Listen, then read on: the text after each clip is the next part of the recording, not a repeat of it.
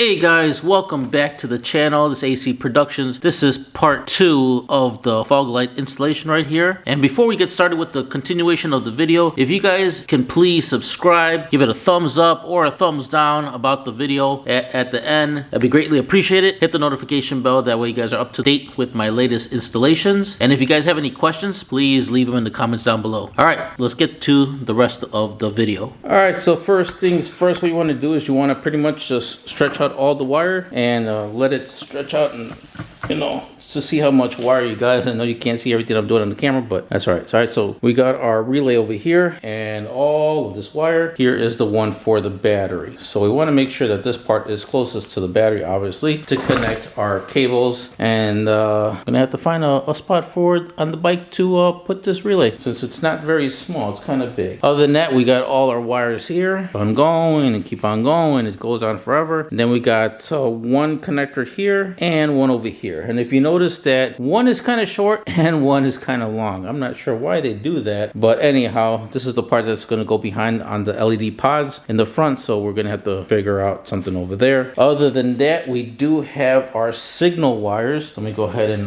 kind of organize. Well, I'm going to have to organize the cables anyway, but here are our signal wires. We got a blue and a white. I will show you that in a little bit on where we're going to be connecting those. And the good thing about the Denalis is that they already come with the posi tabs, so you don't have to buy anything extra. All right, so let's get started with I would say go from the battery forward, because going from the forward to the back is not going to be too feasible, because we're not going to be able to snake this through the frame because it's just so huge. So I would say go from the back to the front on, putting, sneaking the wire and everything. So let me go ahead and kind of rough draft the wire setup, and then I'll show you on how it's going to look. Bear with me again as I show you the cabling for the fog lights or the LED pod. All right, so I was able to squeeze. It was kind of a little bit of a pain in the butt to try to to get it in there, but I got it in there. So that's where the relay box is at. Put this off to the side here, and then I have all the cables running through here, going in through over here, coming out here, over here. All right, so it comes in through here, goes underneath the tank. So I kind of have the cables going underneath the air box, going to here, and then there is a little pocket area which is perfect to hide all the cables. Now let me tell you, so much space in there to hide a lot, so it worked out perfect. All right, so I was able to bunch up the cables, so any slack that I had, I just zip tied it and stuck it there. Here is my homemade prop to prop up the tank. After that, we have the cables going in through here, and they actually come out over here. So all the cables are right here. They come out through here, coming through behind the fork tubes, and then we're coming out through here. And let's see where we are at. All right, so here is the switch for the auxiliary lights. I'm gonna actually wire them a little bit differently, as I have my own switch that I'll be tapping into, which is right here. So that's that. And then after that, we have our signal wire, which is all the way right here. So all this cabling right here. So once I have everything connected, since it is already kind of tight in that area, I may just kind of bunch up the wires and then just zip tie it and put it right behind this area. Once we get the headlight, well, once I get my headlight back in, you'll probably already have your headlight there. So just find a spot where you could kind of, zip tie the wires and make it nice and neat. So I'll show you how to connect those wires in a second. After that, we have the cable running down through here. Let me see if I can show you guys. It's just kind of really hard to show you with all the cables. All right, so here's the one cable. That's the cable that's going to connect to the LED pods. I have it running down through here. I have it actually zip tied to up here, so it can kind of stay away from the steering dampener. If we go through here, you can see that the cable goes through. There's like a little cutout right there, which fits perfectly. It just goes right down there and it comes out. So I have the wires coming right here. Then on this side, I have the wire coming down over here. I have it zip tied. I already connected it. So the short side, I have it on this side. The long side, I have it on the other side. So I have it connected to the brake line already. It's just, and then I just figure I put the cable right behind this other part of the shock. So it's right there. You want to make sure that when you put it behind there, just pull a little bit so it's not so tight. So this will allow, when the shock is going up and down, that it doesn't tug on it so hard. So giving that a little bit extra slack will help it a lot. So that's pretty much it for this side. Now let me show you the other side. All right, guys. So I pretty much routed the cables again, just like the other side. Routed it over here, and I have it going up to this one and in the middle. And in the middle, because I have the wire on that side and on that side, I just put them together, and I put zip ties going all the way to the top.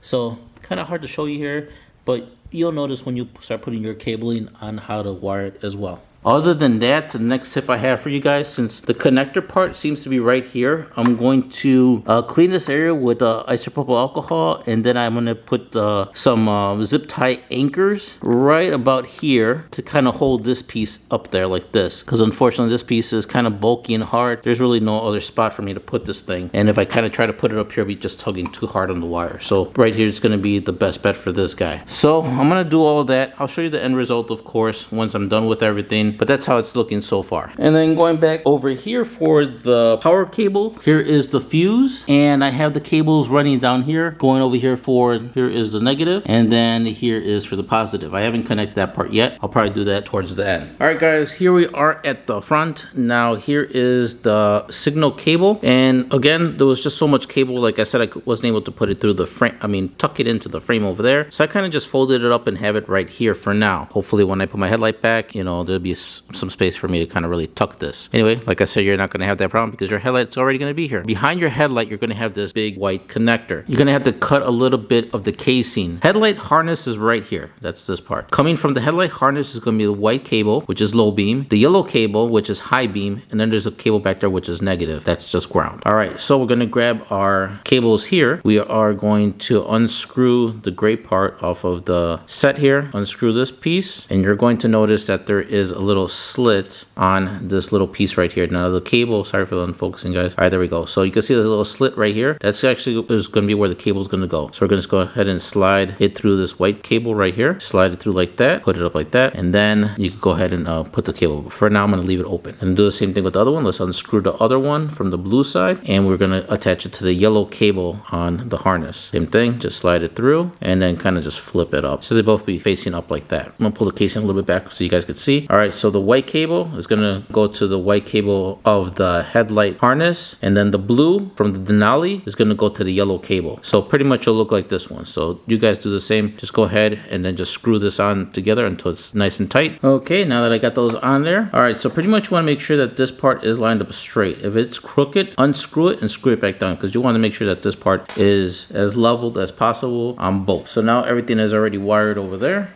Alrighty, guys, now I'm going to show you a tip real quick. All right, so you already got everything already set up. Now, obviously, I already have this switch for mine. You're going to have the different switch for yours. Now, say that you don't want to be pressing a switch every time you want to have those lower lights come on. So as of right now, you know, when I turn on my bike, you know, I would always have to hit the switch to turn on those lower fog lights. But if you don't want to do that, let me show you a trick real quick on how to have it connected to your high beams. That way when you hit your high beams of your headlight, your lower lights would automatically come on as well. Okay, so we're here at the front part where we had connected our light. Now, I already have it connected, but for you guys, if you want to have it to only where when you hit your high beam switch, your lower lights will come on as well. What you want to do is you want to take and remove the white part from the Denali to the white cable of your headlight harness. So go ahead and unscrew that. All right, so for me, I'm just going to unscrew it enough where it's not making any contact. But for you guys, you could go ahead and remove it all together and then just put the cap back on the posi tab. Now, when we go back to the bike, this is what it's going to look like. I'm going to make sure that this main switch is on. As you can see, I hit it, but the lights did not turn on. So I'm going to go ahead and hit my high beams, and then the lower lights will turn on. There you go. See? So now everything is connected to your high beam headlight switch. And if you were to turn off the main, that would actually turn off the system down below. And if you didn't want to have your switch somewhere on the bike, you could just go ahead, keep it on, and then just tuck it away somewhere on the bike, away from everything. Therefore, you won't have to bother with it anymore. So then your main source would be from up here. Then when you turn off your high beam, obviously your lower lights will turn off. And then if you were to flash your lights, you know, for an oncoming cars that doesn't seem to see you when you're driving or riding or whatever, when you hit your flashers, your lower lights is also going to flash as well. See? So that would really warn other oncoming drivers in front of you. So that's pretty much a real quick tip I wanted to show you guys. And then from this angle, here is my switch for my high beams, where my hand is. So if I were to hit that, it turns it off. Then if I hit right now, I obviously don't have my front headlight on, but you guys get the idea.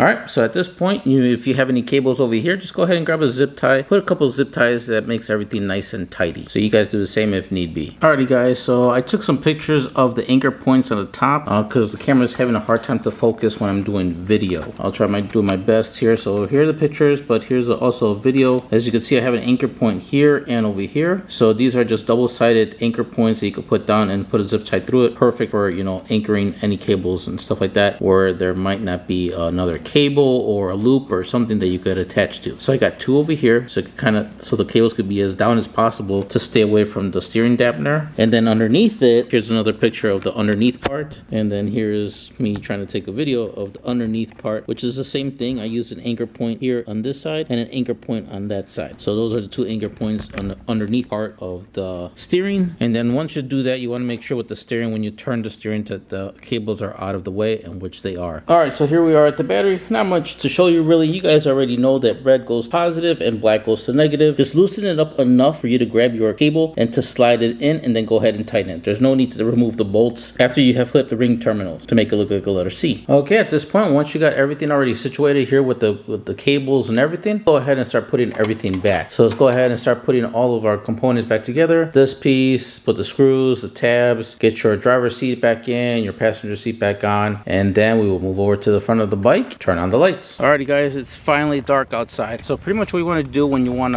to angle properly your lights is you want to look for a dark road and that's pretty much straight. And we're just going to go ahead and turn on the lights and see where our lights are. Alright, so this is pretty much where we're at. It looks like the beam of the light is kind of angled a little towards the bottom. I'm going to see if I could get it to light up a little bit more away. But as you can see, these suckers are bright.